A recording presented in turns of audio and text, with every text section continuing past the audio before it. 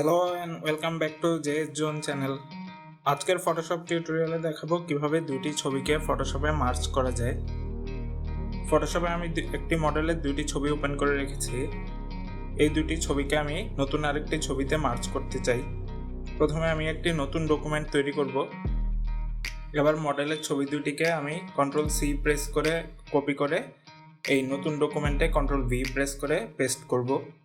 ছবি দুটিকে পেস্ট করার পর আমি Ctrl+T প্রেস করে ইচ্ছামতো ছবিগুলোকে ট্রান্সফর্ম করতে পারবো। এভাবে ফটোশপে দুটি ছবি একসাথে জয়েন করা যায়। এই টিউটোরিয়াল ভিডিওটি ভালো লাগলে একটি লাইক দিয়ে শেয়ার করে দাও। আর এরকম আরও ফটোশপ টিউটোরিয়ালের জন্য জেএস জোন চ্যানেলটি সাবস্ক্রাইব করো। নিয়মিত নোটিফিকেশান পেতে বেল আইকনটিতে ক্লিক করো। ধন্যবাদ।